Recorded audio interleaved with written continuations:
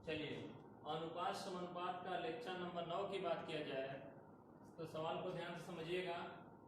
कह रहा है कि 2495 रुपए को ABC में 2495 रुपए को ABC में, देखिए एक बात ध्यान से समझिए, अर्थमेटिक में केवल भाषा का खेल है। एग्जाम में अगर अर्थमेटिक का सवाल अगर आपको समझ में नहीं आ रहा है 2 से 3 बार पढ़िए, वही खेल है बस भाषा का। एडवांस मैथ में भी आप लोग को हम बताएंगे पूरी एडवांस मैथ बिना सूत्र बिना फार्मूले का। कह रहा है कि 2495 रुपए को ABC में इस प्रकार बांटा जाए कि यदि A के भाग से 15 रुपए, B के भाग से 30 रुपए तथा C के भाग से 50 रुपए कम कर दिए जाते हैं तो इनका अनुपात 3:2:7 रह जाता है। तो ABC का अलग अलग हिस्सा क्या होगा। देखिए इस सवाल को ऑप्शन से भी टिक किया जा सकता है, लेकिन यहाँ ऑप्शन से टिक मत करिए, ध्यान समझिए, क्योंकि बेसिक या कॉन्सेप्ट आपका स्ट्रांग होना चाहिए। ऐसे पैटर्न में क्या करेंगे, जितना जितना पैसा घटाया गया है, 15 रुपए कम, 30 रुपए कम, 50 रुपए कम कर दिया गया है, तो पहले क्या करेंगे, टोटल पैसा में से जो भी टोटल अमाउंट टोटल पैसा दिया गया होगा उसमें से इतना इतना हिस्सा कम कर लीजिए। अब जो बचेगा उसको 3:2:7 के अनुपात में बांट दीजिएगा और फिर उसमें जितना कम के फिर जोड़ दिया जाएगा। ये समझिए कैसे। 2495 रुपए है आपका, इसमें से जितना कम हुआ है घटा लीजिए, मैंने जोड़ के घटा दीजिए। पहले 15 रुपए कम हुआ, 30 रुपए कम हुआ, 50 रुपए कम हुआ, तो 15 प्लस 30 प्लस 50 इसे लगाना समझ में आ जाएगा। देखिए ये आपका हो जाएगा 2495 माइनस के 95 बराबर हो जाएगा 2400। अब क्या करेंगे, इस 2400 रुपए को इनके रेशियो में बांट दीजिए। तो बांटेंगे तो 3, 2 और 7 के रेशियो में बांट दीजिए। इसका मतलब A को मिला 3 रुपए, B को मिला 2 रुपए, C को मिला 7 रुपए। टोटल पैसा कितना मिला, तो 7 5 12, 12 की वैल्यू है आपकी 2400 रुपए। अगर 12 यूनिट 2400 रुपए, 1 यूनिट 200 रुपए, अगर 1 यूनिट 200 रुपए है तो यहां से देखा जाएगा 7 यूनिट हो जाएगा 1400 रुपए, 1400 रुपए, 2 यूनिट हो जाएगा 400 रुपए और 3 यूनिट आपका बन जाएगा 3 यूनिट जो हो जाएगा कितना रुपए, 600 रुपए। अब ध्यान समझिए क्या करा है, A के भाग से 15 रुपए कम है, इसका मतलब A के भाग से 15 रुपए कम है। अगर यहाँ इसको 15 रुपए दे देंगे तो 15 रुपए कम हो जाएगा, तो जो A का हिस्सा बन जाएगा 600 प्लस 15 बराबर 615 रुपए A को मिलेगा। फिर B का हिस्सा कितना कम है, 30 रुपए, तो जो B का हिस्सा हो जाएगा, B को मिला है 400 रुपए और कितना कम है, इसका हिस्सा 30 रुपए कम है, 30 और इसको दे दीजिए, ये हो जाएगा 430 रुपए। और C के भाग से 50 रुपए कम है, इसका मतलब C को मिला कितना, 1400 रुपए, 50 रुपए और दे दीजिए, ये हो जाएगा आपका 1450 रुपए। इनका जो अलग अलग हिस्सा होगा 615 रुपए, 430 रुपए और 1450 रुपए। कौन सा ऑप्शन सही है, ऑप्शन नंबर ए। क्या हो जाएगा, टिक हो जाएगा। चलिए अब ध्यान दीजिए, इसमें ये पैटर्न समझ में आ गया। इस पर एक सवाल और प्रैक्टिस किया जाए, अगर इस पर एक सवाल और प्रैक्टिस किया जाएगा तो आप लोग को समझ में आ जाएगा। एक दो सवाल और इस पर प्रैक्टिस करा दे रहे हैं। चलिए अब अगला सवाल पर ध्यान दीजिए। कह रहे कि 2186 रुपए को A, B, C में इस प्रकार बांटा जाए कि यदि A के भाग से 26 रुपए कम तथा A के भाग से 26 रुपए कम तथा बी के भाग से 28 रुपए कम तथा सी के भाग से 32 रुपए कम दिया जाए तो इनका अनुपात 9:13:8 रह जाता है। तो ए को मिली हुई कुल राशि क्या रही होगी? तो सबसे पहले क्या करेंगे अभी बताएं। 2186 रुपए टोटल पैसा है। टोटल पैसा में से जितना जितना कम हुआ है उन सबको जोड़ के घटा देंगे तो 26 प्लस 28 प्लस 32 तो ये आपका हो जाएगा 2186 माइनस ये आपका देखिए 8 2 10 6 16 और 5 2 7 3 2 5 5 2 7 1 8 86 तो ये आपका कितना हो जाएगा 2100 रुपए। और 2100 रुपए को क्या किया जाएगा इन रेशियो में डिवाइड कर दिया जाएगा तो 9:13:8 में डिवाइड कर दीजिए। तो यहाँ से समझिएगा ध्यान से देखिए यहाँ कितना मिला 30 और 30 की जो वैल्यू है 2100 रुपए 30 यूनिट की वैल्यू 2100 रुपए 1 यूनिट की वैल्यू कितनी है 700 रुपए। आपको निकालना है ए को मिली हुई राशि ए को कितना मिला इसका 700 गुना कर दीजिए तो ये आपका हो जाएगा 9 8 72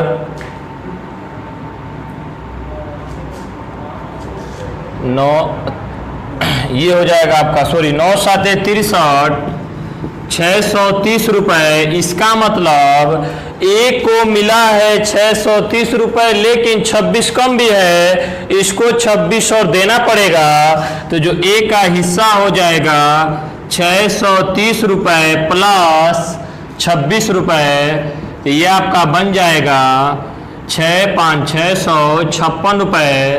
तो जो ए को मिली हुई धनराशि हो जाएगी 656 रुपए।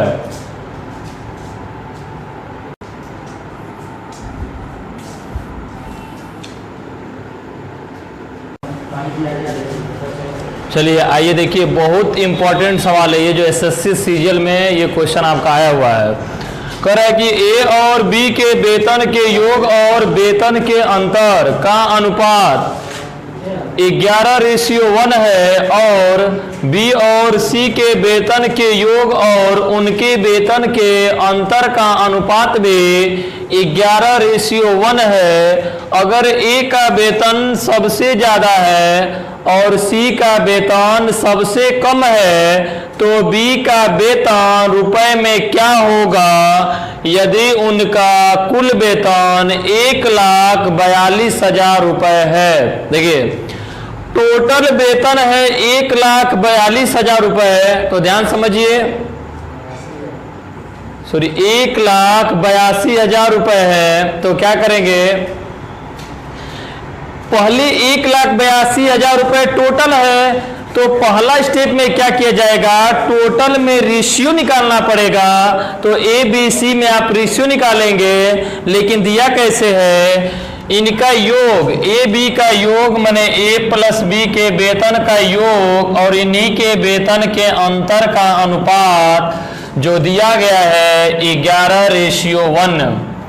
फिर ध्यान समझिए बी और सी के वेतन का योग और बी और सी के वेतन का जो अंतर है ये भी जो रेशियो है 11:1 का और हमें तो 1,82,000 रुपए तीनों को दिया गया है तो पहला स्टेप में क्या करेंगे तीनों में रेशियो निकालेंगे।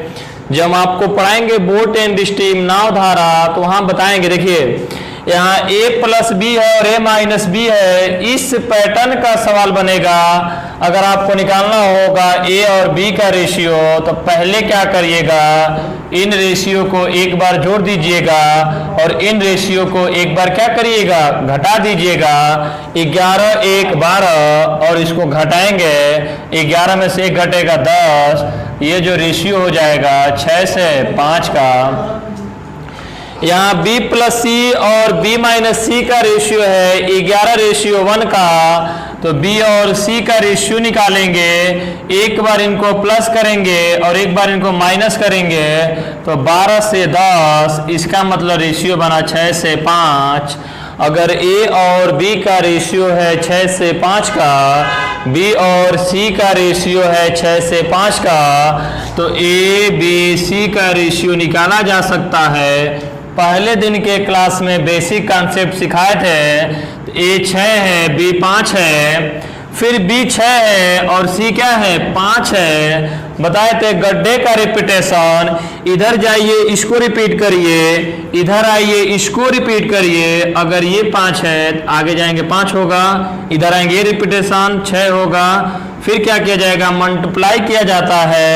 6 में 6 से गुणा करेंगे 36, 5 में 6 से गुणा करेंगे 30 और 5 में 5 से गुणा करेंगे 25। तो अब ध्यान समझिए, देखिए ए का वेतन सबसे ज्यादा है और सी का वेतन सबसे कम है। शर्त हम लोग का फॉलो हो रहा है। इसका मतलब ए को मिला 36 रुपए, बी को मिला 30 रुपए और सी को मिला 25 रुपए।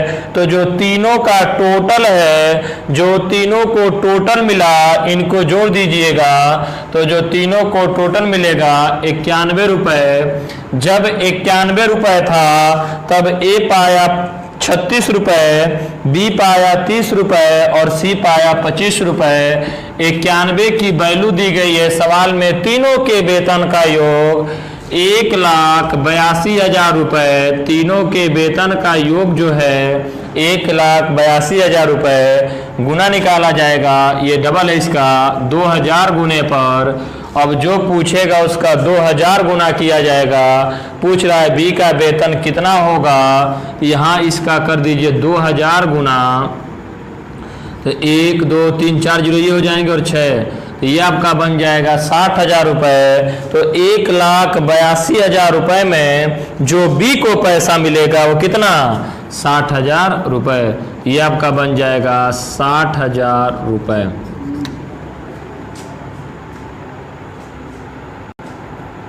चलिए आइए फ्रेंड्स एक और इसी पर देखा जाए।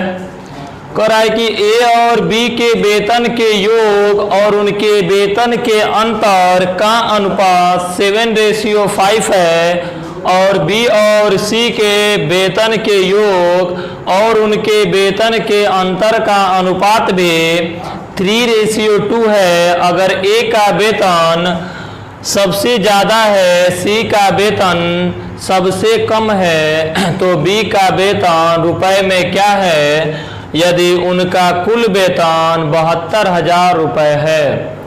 तो ध्यान समझिए, देखिए एक आपको पता होगा जब पढ़ाएंगे एलजेब्रा बीजगणित तो वहां बताएंगे योगांतरानुपात CND रूल, तो उसी पर इसको तोड़ दिया जा रहा है। देखिए ए और बी के वेतन का योग मतलब ए प्लस बी के वेतन का योग और इन्हीं के वेतन का अंतर मतलब ए माइनस बी। रेशियो है 7 से 5 का।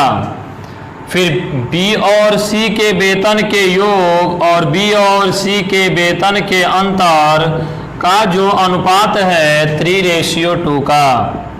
अब ध्यान समझिए, हमें क्या है कि हमने कुल वेतन दिए हैं 72,000 रुपए। इसका मतलब हमें 72,000 रुपए मैंने टोटल को दिया है, तो तीनों में रेशियो निकालना पड़ेगा। ABC में हमें तो ABC में रेशियो पता नहीं है, क्योंकि जितने में बांटा जाता है, जितने में रेशियो दिया जाता, जितने में पैसा बांटा जाएगा उतने में रेशियो निकालते हैं। अभी बताए हैं AB का अगर आपको रेशियो निकालना होगा A और B का, तो पहला स्टेप में समझाए थे कि एक बार इनको प्लस कर दीजिएगा और एक बार इनको माइनस कर दीजिए, तो 7 5 12 और ये आपका कितना बन जाएगा 2, तो जो रेशियो हो जाएगा 6:1।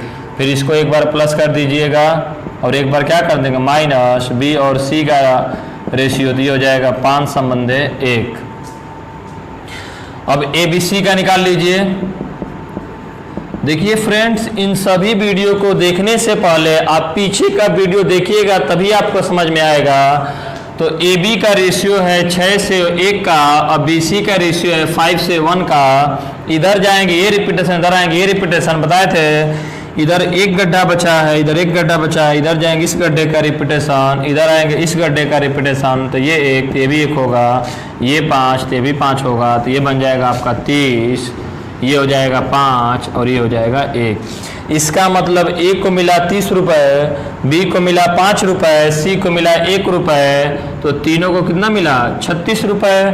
जब 36 रुपये था तब सी को मिला 1 रुपये, बी को मिला 5 रुपये, सी को मिला 30 रुपये, लेकिन टोटल 36 रुपये नहीं है, टोटल कितना है 72,000 रुपये। इसका मतलब 36 यूनिट की वैल्यू 72,000 रुपये, 1 यूनिट की वैल्यू 72,000 बटे में 36, 2,000 गुने पर करा। ये बताइए बी का वेतन क्या होगा, तो यहाँ किया जाएगा 2,000 गुना, तो जो बी का वेतन बन जाएगा कितना 10,000 रुपये।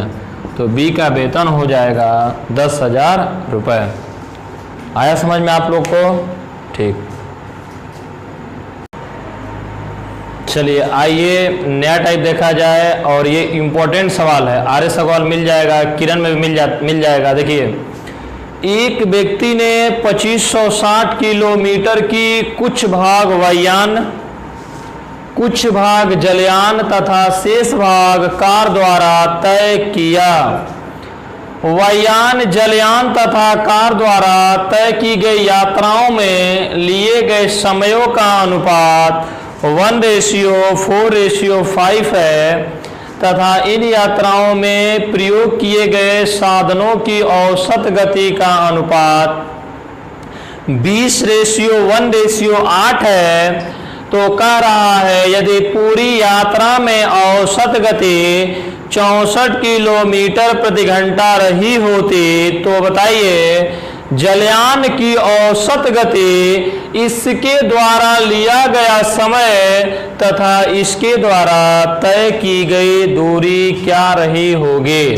देखिए, ये थोड़ा सा जो क्वेश्चन है ये चाल, समय, दूरी से रिलेट कर रहा है। कौन कौन है? वायुयान, वायुयान लिखेंगे वायुयान, फिर क्या है जलयान, ध्यान से समझिएगा, और शेष क्या है कार।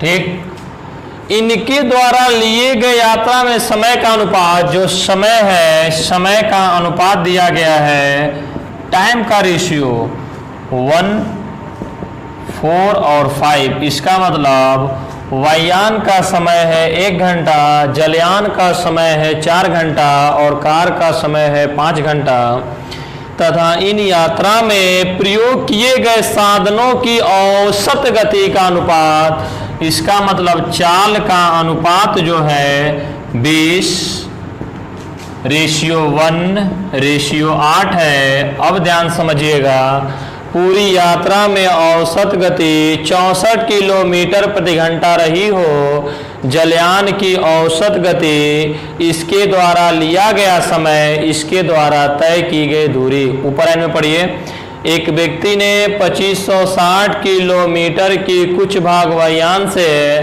कुछ भाग जलयान से तथा शेष भाग कार द्वारा तय किया। इसका मतलब वायुयान, जलयान और कार की जो टोटल डिस्टेंस है, कुल दूरी है 2560 किलोमीटर। तो यहाँ से निकाल लेंगे हम लोग दूरी, और दूरी बराबर होता है चाल गुणे समय।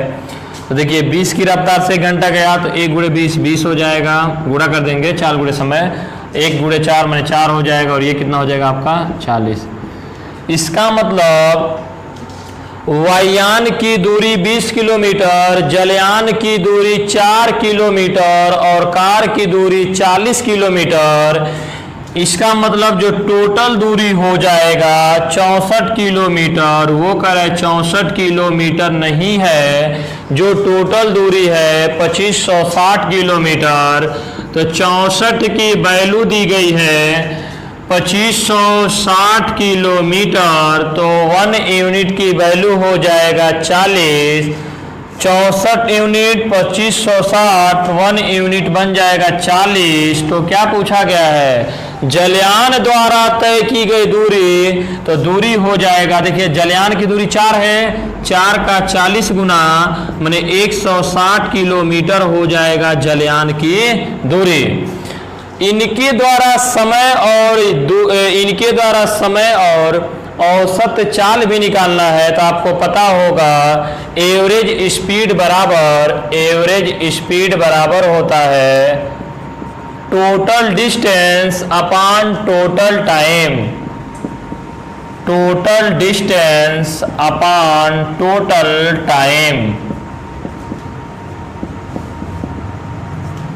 उसी प्रकार आपको औसत चाल में बताएंगे, पूरा एवरेज खत्म हो जाएगा, एवरेज बराबर होता है सम अपान नंबर। उसी प्रकार change in average equal to change in sum बटे में n होगा। देखिए एवरेज स्पीड दिया कितना है 64, यहाँ से टाइम निकल जाएगा 64 किलोमीटर प्रति घंटा। टोटल डिस्टेंस है 2560 किलोमीटर और टोटल टाइमिंग नहीं पता है, मान लीजिए टोटल टाइमिंग t है, तो 64t बराबर हो जाएगा 2560 किलोमीटर। यहाँ से हो जाएगा t बराबर 2560 और बटे में 64 इक्वल टू 40 घंटा। ये हो जाएगा वायुयान, जलयान और कार की जो टोटल टाइमिंग है 40 घंटा। लेकिन देखिए वायुयान का समय 1 घंटा, जलयान का समय 4 घंटा और कार का समय 5 घंटा। ये टोटल मिला के 10 घंटा है। 10 की वैल्यू है 40 घंटा। अगर 10 यूनिट की वैल्यू होगा 40 घंटा तो 1 यूनिट की वैल्यू होगा 4 घंटा। हमसे पूछ रहा है कि जलयान का समय कितना होगा। जलयान का समय 4 है, तो 4 का यदि हम 4 गुना कर देंगे तो कितना घंटा हो जाएगा 16 घंटा। तो जलयान का समय हो जाएगा 16 घंटा और जलयान की निकालना है स्पीड। अब देखिए जलयान की दूरी 160 किलोमीटर, जलयान का समय 16 घंटा, तो स्पीड आपको पता है। स्पीड किसे कहा जाता है, एकांक समय में तय की गई दूरी को स्पीड कहते हैं। 1 घंटा 1 मिनट 1 सेकेंड में जितना दूरी चलेगा वही स्पीड होगा। तो ये 16 घंटा में चला है 160 किलोमीटर, तो 1 घंटा में कितना चलेगा 10 किलोमीटर और यही क्या हो जाएगा 10 किलोमीटर प्रति घंटा स्पीड। या स्पीड बराबर आपको पता होगा, स्पीड बराबर distance upon timing. Distance upon timing हमें जलयान द्वारा जलयान का और जलयान की चाल निकालना है। तो जलयान की डिस्टेंस कितना है 160 किलोमीटर और जलयान का समय कितना है 16 घंटा। ये आपका बन जाएगा 16 घंटा। ये बन जाएगा जो जलयान की स्पीड हो जाएगी, कटा दीजिए 16 10 किलोमीटर प्रति घंटा। ये जो आपका हो जाएगा 10 किलोमीटर प्रति घंटा। कौन सा ऑप्शन सही है, देखिए 10 किलोमीटर प्रति घंटा। जलयान की औसत गति 10 हो गया, इसके द्वारा लिया गया समय 16 घंटा और इसके द्वारा तय की गई दूरी 160 किलोमीटर। देखिए अगर आपको समझ में नहीं आया होगा तो एक बार रिवाइज करके फिर से देखिएगा, और फिर भी समझ में न आए तो आप कमेंट करके हमको ज़रूर बताइएगा, फिर एक बार और आपको समझा दिया जाएगा। अगर देखिए अगर हम लोग का चैनल अगर आप लोग को समझ में आ रहा है तो उसको सब्सक्राइब करिए और कमेंट करके ज़रूर बताइए। धन्यवाद।